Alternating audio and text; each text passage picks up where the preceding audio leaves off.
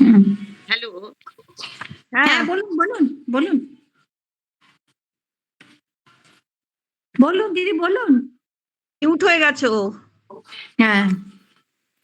আমি নর্মদার তপভূমি নর্মদা সম্পর্কে ৩-৪ দিনের প্রোগ্রাম যেটা শুনলাম, যেটা আলোচনা আমাদের সকলে করেছেন, যেমন দিলীপ স্যার করেছেন, তারপরে শ্যামলী করেছো, শ্যামলী করেছো, মিতা করেছো, শিউলি করেছো, সর্বাগ্রে বিমলাদি করেছেন, তারপরে হচ্ছে যে যারা যারা করেছেন, বন্দনা তো কাকিমা করেছেন, বন্দনা ম্যাম। হ্যাঁ সবাই করেছেন। তো তার হুম। থেকে আমি একটা আহ, যতটা আমি সামারি করে বুঝতে পেরেছি, বোধহয় হুম। আর কিছু জানার বিশেষ নেই। আমি সেগুলো টু দি পয়েন্ট মানে বলবো। তো হুম। তারপরে তোমরা আলোচনা চালাও। আমি কি একদম শেষে গিয়ে বলবো যে এরপরে বোধহয় আর কিছু না জানলেও হবে? তো আমি কি এখনই বলে নেবো, না আমি শেষে বলবো?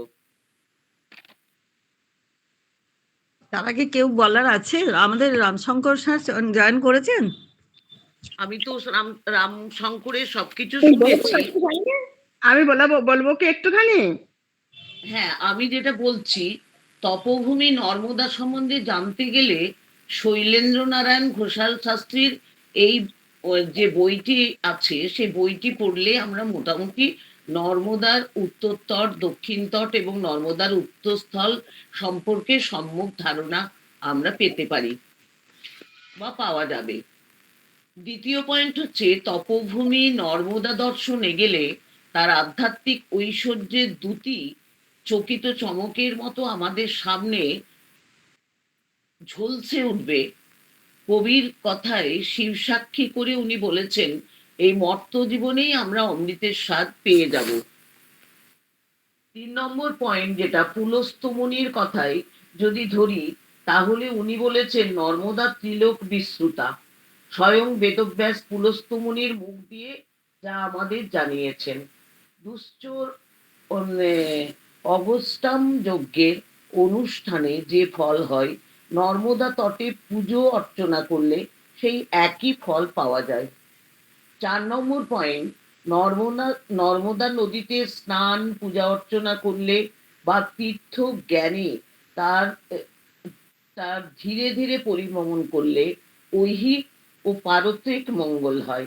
এক্সপিরিয়েন্স ক্রেডিট ফের, যুগ যুগ ধরে শ্রেষ্ঠ তপস্বীবৃন্দ নর্মদা তটে তপশ্চরণ করে যে প্রাপ্ত অভিজ্ঞা লাভ করেছেন, সেই প্রত্যক্ষ অভিজ্ঞতাই প্রকৃত বিশ্বাস। ৫ নম্বর হচ্ছে, নর্মদার উৎপত্তি অমরকণ্টক হতে বেরিয়ে কাম্বে উপসাগরে সুরাটের কাছাকাছি বারত নামক স্থানে গিয়ে মিলিত হয়েছে। নর্মদার জলে লক্ষ লক্ষ লোক স্নান করে তাদের যত ক্লেদ গ্লানি দূর করে। এরপরে ৬ নম্বর পয়েন্ট আমি যেটা বুঝেছি, নর্মদার নিত্য জলপান, নিত্য স্নান এবং তার তটে তটে যে তার শিবলিঙ্গ, তার অর্চনা করতে করতেই জীবনের সমস্ত দুর্গতি নাশ হয়। এছাড়া মর্ত জীবনেই অমর্ত্য জীবনের সন্ধান মেলে। ৭ নম্বরে, নর্মদা নদীর দুই পার্শ্বে গভীর জঙ্গল। নর্মদার তটে খুব বাঘ দেখা যায়। কেউ খারাপ মন নিয়ে ভ্রমণ করলে তাকে বাঘের পেটে যেতে হয়। সেখানে একটি জাগ্রত ওঙ্কারেশ্বর মন্দিরও আছে। এছাড়া শুভানন্দজির কথা আমরা পেয়েছি, আমাদের দিলীপ বাবুর কথা থেকেও পেয়েছি, আর রামশঙ্করের কথা থেকেও পেয়েছি। শুভানন্দজির বাড়ি নৈহাটির গঙ্গার ধারে। ক্ষান্ত পিসি তাকে মানুষ করেছেন। শুভানন্দজি তার বাবা মাকে স্মরণ করে যখন তর্পণ করেন, তখন অজ্ঞান হয়ে 5 দিন জলে পড়েছিলেন। কাশিতে গিয়ে কঠোর তপস্যা করে সিদ্ধি লাভ করেন। ৮ নম্বরে, চঞ্চলা বাহিত অবস্থা যোগ দর্শনে যার নাম হচ্ছে লুব্ধ ভূমিকত্ব। আমি পুরোটা পড়ে, ওনার ওই শাস্ত্রীর বইটা পড়ে আমি যতটা বুঝতে পেরেছি, এরপরে বোধহয় আমাদের আলোচনার আর কিছু নেই। অতএব আজকে যারা উপস্থিত আছো, সবাই তোমরা আলোচনা করো, যদি আরো কিছু বেরিয়ে আসে তাহলে ভালো, কিন্তু আর বোধহয় এটা এবারে খুব বোরিং হয়ে যাবে। আজকেই সমস্ত আলোচনাটা শেষ করে তারপরে এরপর নতুন আমরা কিছু এই ইয়েতে যাব, নতুন কোনো আবার যেটা বলবে আমাদের অ্যাঙ্কাররা সেটাতেই যাব আমরা এরপরে আমার মনে হয়। আর আচ্ছা বন্দনা কাকিমা কিছু বলবেন? ভালো লাগলো হ্যাঁ আমি একটু বলে নি, আমি হ্যাঁ একটু বলুন বলুন, হ্যাঁ বলুন কাকিমা। হ্যাঁ একটু শুনে নাও। বলছি নর্মদা নদী যেখানে যেখানে প্রবাহিত হয়েছেন এক এক জায়গায় ওনার এক একটা নাম আছে। আমি সেই নামগুলো শ্রোতাদেরকে বিতরণ করতে চাই। চাঁদ, নক্ষত্র, সাগর, নদ নদী, উদ্ভিদ ইত্যাদি সমস্ত জগৎই মৌরূপী মহাদেবের শরীর থেকে উৎপন্ন হয়েছে। ফলে শঙ্কর সাগর ও নদী সমূহকে পৃথক পৃথক ভাবে বিভক্ত করলেন। একই সঙ্গে নর্মদাকে বললেন, নর্মদা তুমি দক্ষিণ দিকে গমন করো। মহাদেব নর্মদাকে আরো বললেন, হে মহাভাগী, উত্তর দিকে যেমন জাহ্নবী পূর্ণময়ী, তেমনি তুমি দক্ষিণ দিকে তেমনি পূর্ণা, শুভ এবং পূর্ণা। আমার মস্তক স্থিত জাহ্নবী যেমন মহাপুণ্যশালিনী, তুমিও তদ্রূপ অতি পবিত্র হবে। আমি তোমার সঙ্গে এক অংশে বিদ্যমান থাকব। তুমি মহাপাতক যুক্ত মানব দিগের মহাঔষধি স্বরূপ হবে। মহাদেবের নির্দেশ মতো তিনি দক্ষিণ দিকে গমন করলেন এবং শিবের অনুগ্রহে ঋক পর্বতে উপনীত হলেন। আমি সবই কিন্তু মানে বই পড়ে বলছি, বুঝতে পারছো, আমার নিজের কিছু অভিজ্ঞতা নেই। এদিকে পিতার উৎসাহে নর্মদা স্ফীত বপু নিয়ে দুরন্ত গতিতে এগিয়ে যেতে থাকলেন। নর্মদা ঘোর মহানবে বা মহাসমুদ্রে অত্যন্ত বৃহৎ শরীরে দৃশ্যমান হয়েছিলেন। তখন জলসদৃশ দিগ্গজগণের দ্বারা বিক্ষোভমানা হয়ে উঠেছিলেন নর্মদা। মহাগর্ভে নর্মদা সমস্ত অঙ্গ সুভক্ত হয়। এই জন্য মা নর্মদা মহতী নামে খ্যাত হয়েছেন। এখানে একটা নাম পেলে। মার্কণ্ড ঋষির বর্ণনায় আরো জানা যায়, তপস্যারত অবস্থায় শিবের শূলাগ্র থেকে 17টি বিন্দু পতিত হয়। এই বিন্দুই নর্মদায় পরিণত হয়ে যে বলে তখন তার নাম হয় সোন। নর্মদা শিব রস অর্থাৎ নিজের শরীরের মানবের সমস্ত কলুষতা হরণ করেন, এই জন্য তার নাম সুরসা। তিনি তিলকের অভয়াত্রী হয়ে সংসার সাগর মগ্ন জীবের প্রতি কৃপা করেন, তাই তিনি কৃপা নামে পরিচিত হন।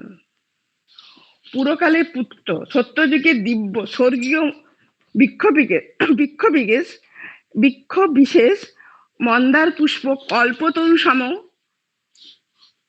রোহিতের মতো মুক্তিম আভা নিয়ে মন্দ মন্দ মন্দ গতিতে বয়ে চেয়েছেন, তখন তিনি মন্দাকিনী নামে ভূষিত। মহাসমুদ্র ভেদ করে তিনি ত্রিলোক সমাগত হয়েছেন, তখন তিনি দেবতা ও সিদ্ধগণের দ্বারা মহান্ন মানে পূজিত। আবার শঙ্কর শ্বেত জাত মানে ঘাম থেকে নর্মদা দ্বীপ পরিব্যাপ্ত। বিচিত্র উৎপলা বা কুমুদমালার সবাই শোভিত হয়ে সমকুল বিপুল শৈল ভেদ করে তিনি মহান নামে পতিত হয়েছেন। নর্মদার জল নির্মল, চাঁদের মতো শোভামান। প্রলয়কালে বিশ্বে তমময় হলেও তিনি মহাপ্রভাময়ী, তখন তিনি বিমলা। নর্মদার কর কখনো শশধর কিরণের ন্যায়, কখনো রবি শিষ্যর মতো।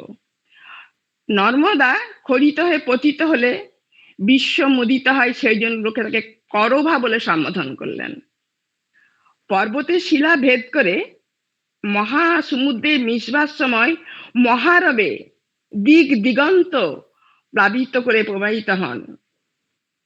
ঋকশৈল থেকে প্রবাহিত হয়ে সাগরেতে মিলিত হওয়ার তার ফেনারাশি মনে হতো অট্টহাসি করছে। এই যে তার নাম হচ্ছে রেবা। বাঙালি কবি এমন রূপকে বেঁধেছেন শব্দের মূর্ছনায়।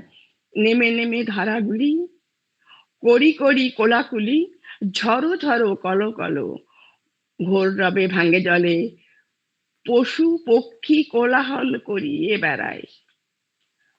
বহু ভার্যা পুত্র দ্বারা অতীব দুঃখিত অভিশপ্ত মানবগণকে নর্মদা পাপ মুক্ত করেছেন। এই জন্য তার নাম বিপাপা। বিপাপা।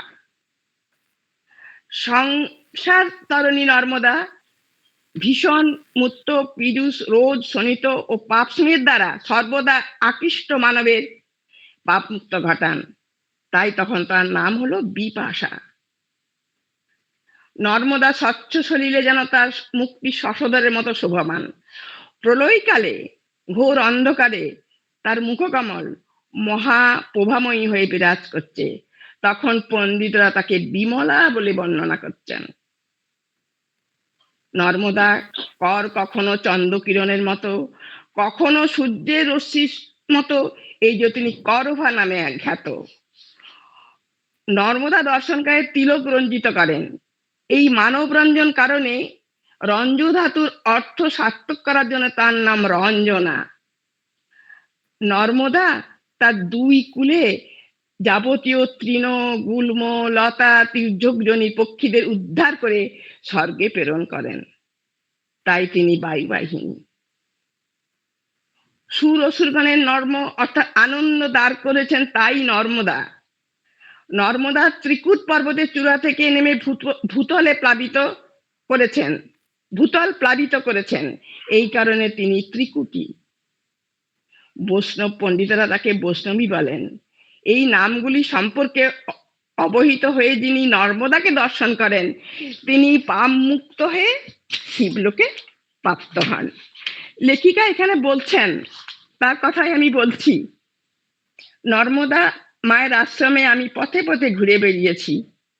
নর্মদার জল নিত্য পান, নিত্য স্নান, তটে যেসব শিবলিঙ্গ আছে তাদের পুজো করলে জীবের দুর্গতি নাশ হয়।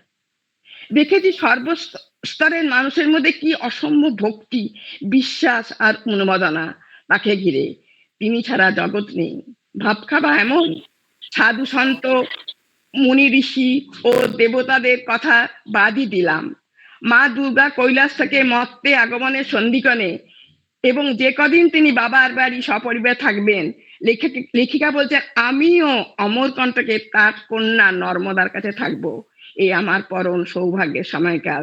প্রায় 4000 কিলোমিটার পথ মা নর্মদাকে মনের আস্তুষ্টে জড়িয়ে নিয়ে তবে আমার ঘরে ফেরার কথা। এই হলো নর্মদার নামগুলি আমি তোমাদের কাছে তুলে ধরলাম। আচ্ছা, আমি না একটা লেখা কালেক্ট করেছিলাম, সেইটা 1 মিনিট থেকে 2 মিনিটের বেশি নেব না। তো পড়তে বললে আমি পড়বো। হ্যাঁ, পড়ো। নর্মদা উৎস বলে অমরকণ্টকের চূড়ায় ধ্যান মগ্ন ধৈর্যটি, সেখান থেকে তার উৎপত্তি। সহসা মহাদেবের নীলকণ্ঠ হতে আবির্ভূত হলেন নর্মদা। তিনি মহাদেবের দক্ষিণ চরণে দাঁড়িয়ে শিব তপস্যায় রত হলেন। পম্পাদি একবার দাঁড়ো কাকিমা, হ্যাঁ মিউট করে দিই। বলো পম্পাদি, বলো, ওই কাকিমাকে মিউট করতে বললাম, বলো। হ্যাঁ, আবার পড়বো কি? আচ্ছা, পড়ছি। নর্মদার উৎসমূলে অমরকণ্টকের চূড়ায় ধ্যানমগ্ন ধৈর্যটি, সেখান থেকে তার উৎপত্তি। সহসা মহাদেবের নীলকণ্ঠ হতে আবির্ভূত হলেন নর্মদা। তিনি মহাদেবের দক্ষিণ চরণে দাঁড়িয়ে শিব তপস্যায় রত হলেন। এইভাবে কতকাল কেটে গেল তার কোনো ইয়ত্তা নেই।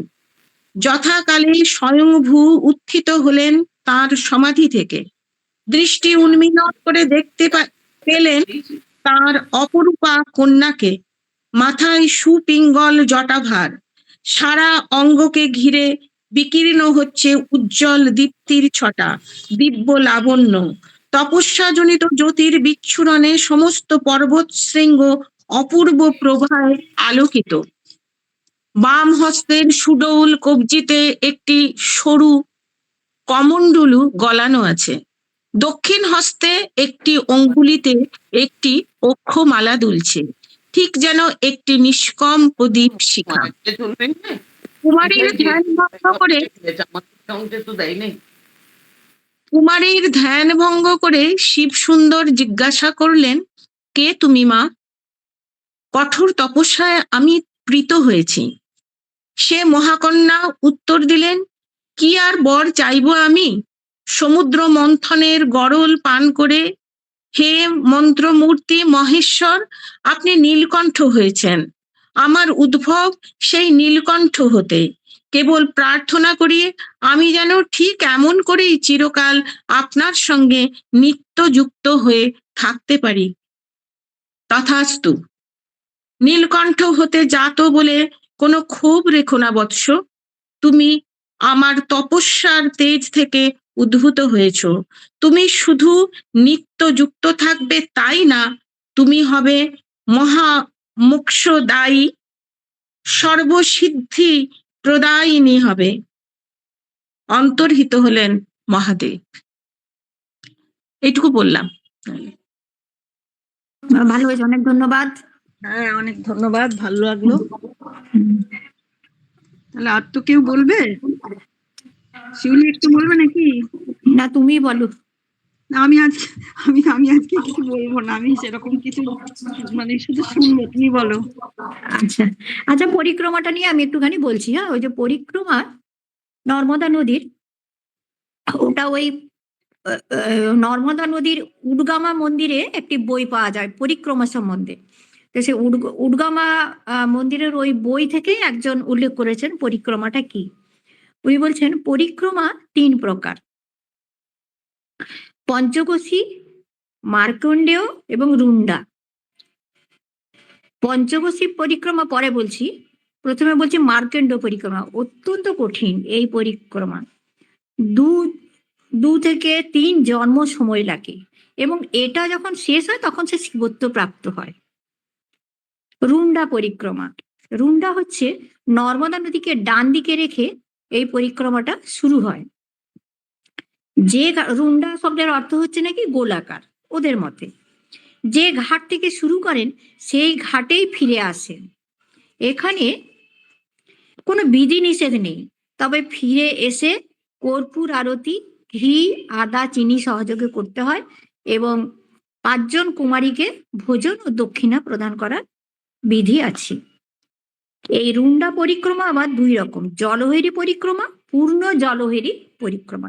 জলহরি পরিক্রমা হচ্ছে ওই হরিধাম বিমলেশ্বর থেকে শুরু করে অমরকণ্টকে এসে শেষ করে। আবার নাকি উল্টোটাও করা যায়, যে অমরকণ্টক থেকে শুরু করে বিমলেশ্বর হয়ে হরিধামে ফিরে আসা যায়। এটা হলো জলহরি পরিক্রমা। আর পূর্ণ জলহরি পরিক্রমা হচ্ছে, এটা অমরকণ্টকের দক্ষিণে 15 মাইল সমুদ্রে গিয়ে যেখানে ত্রিনেত্র দর্শন লাভ করা হয়। এটি বিশ্বাস করা হয় যে এই 15 মাইল সমুদ্রে গিয়ে যিনি অত্যন্ত বিজ্ঞ ব্যক্তি, তিনি এই ত্রিনেত্র দর্শন করতে পারেন। এবার নদী পার হয়ে উত্তরমুখী হয়ে অমরকণ্টকে ফিরতে হয়। এতে সময় লাগে পূর্ণ জলহরি পরিক্রমা, এতে সময় লাগে 3 বছর 3 মাস। আচ্ছা, এবার আসছি পঞ্চকোশী। পঞ্চকোশী পরিক্রমায় সময় লাগে 4 দিন 3 রাত্রি। উপনিষদ অনুসারে মানুষের আত্মার 5টি স্তর। এখন আমাদের উত্তরীয় উপনিষদ হচ্ছে, তো এটা উত্তরীয় উপনিষদ থেকে বেশি জানা যায়। আরো বলছে 5টি স্তর মানুষের আত্মার, যা আত্মাকে ঘিরে রাখে। এই ধারণাটি উত্তরীয় উপনিষদে বিশেষভাবে উল্লেখ আছে। এই পঞ্চকোষ হলো 5টি কোষ, যেমন অন্নময় কোষ, প্রাণময় কোষ, মনোময় কোষ, বিজ্ঞানময় কোষ ও আনন্দময় কোষ। অন্নময় কোষ হলো এটি শারীরিক দেহ, যা খাদ্য, বস্ত্র, দিয়ে গঠিত আমাদের দেহ, খাচ্ছি, মানুষ শরীর গঠন হচ্ছে, আর এটা পরিচালিত হচ্ছে এই খাদ্যবস্তু দিয়েই। এটি সবচেয়ে স্থূল স্তর।